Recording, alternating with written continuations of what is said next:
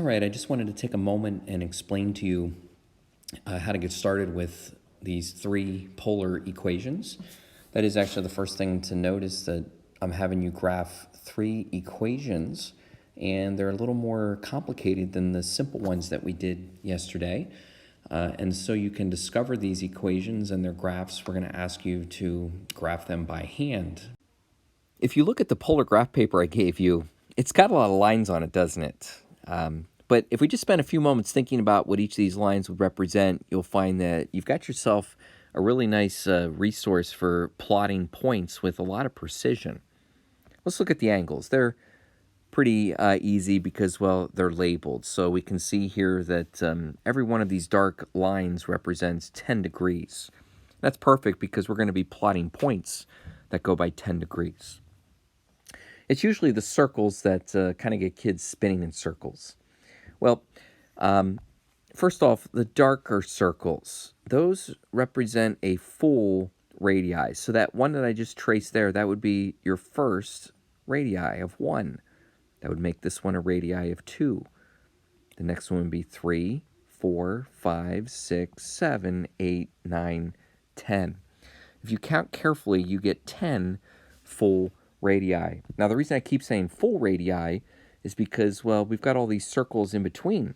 So that would make those, that's right, that would make those decimals of a circle, a fraction of a full circle. Let's go to the very center. First of all, we have to understand that that is definitely 0 radii. But my first circle here from the center, you see that would be 0.2. That'd be 0.2, which would make my next circle 0.4. The next one is 0.6, and then we would have 0.8, which takes us then to our first full circle of 1. Now, if you keep counting this way, you would have 1.2, 1.4, 1.6, 1.8, 2 full circles. So every one of these thin circles is another 0.2. All right, now we're going to keep that in mind when we're ready to start graphing some of these points. So how do we do this? Well, mainly on your calculator, you're going to do a little input-output and just make sure that your input-output correctly. It looks like that we can plug in 0 degrees, get 5. We can plug in 10 degrees and we can get 4.3. You can plug in 20 degrees and get 2.5.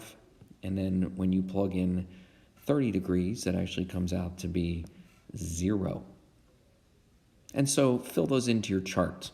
And what I want to do is make sure that you can graph the first 6 or 7 points here correctly. And just to make sure that we're on the same page, I'm going to be graphing these points.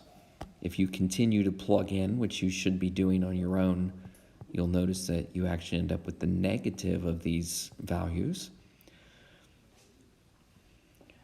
Are you ready? We're going to graph these 6 points, these 7 points on our polar graph paper.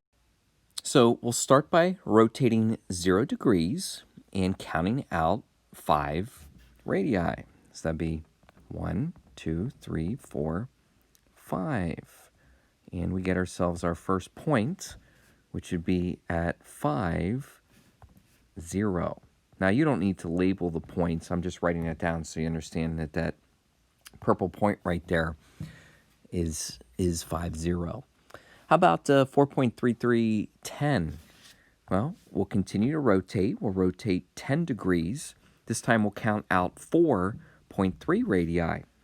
Now, to count 4.3 radii, I would have to go 4.2 and then a little more. And I get myself to my next polar point. How about 2.5, 20?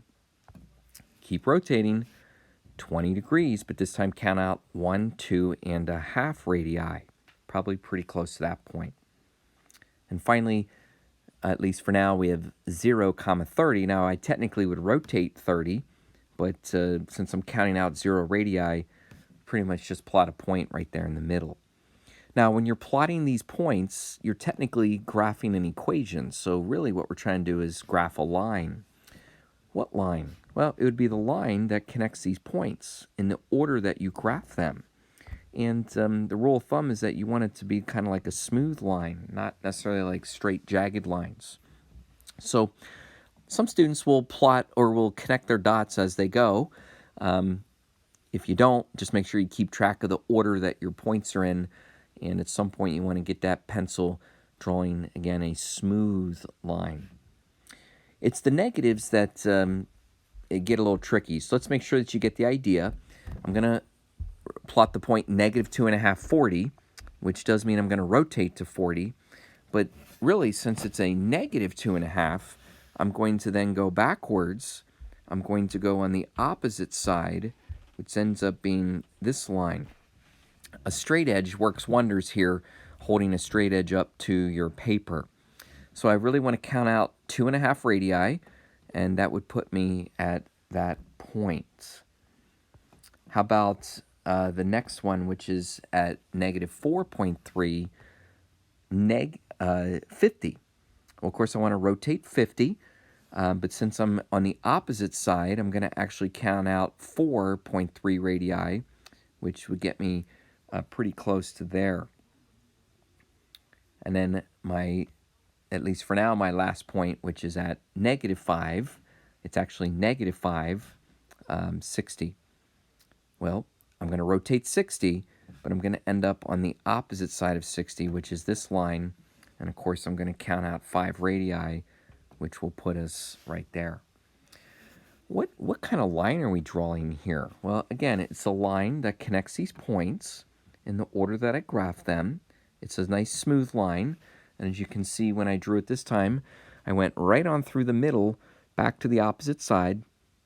And, well, I'll tell you that what you're starting to create is a shape that has petals. You continue. You want to fill out the rest of the table, both sides. You want to rotate the whole way to 360 and plot your points. All right, now we've got 3 polar equations to make 3 polar graphs, and I'm going to give you a double homework check on that next time we're together.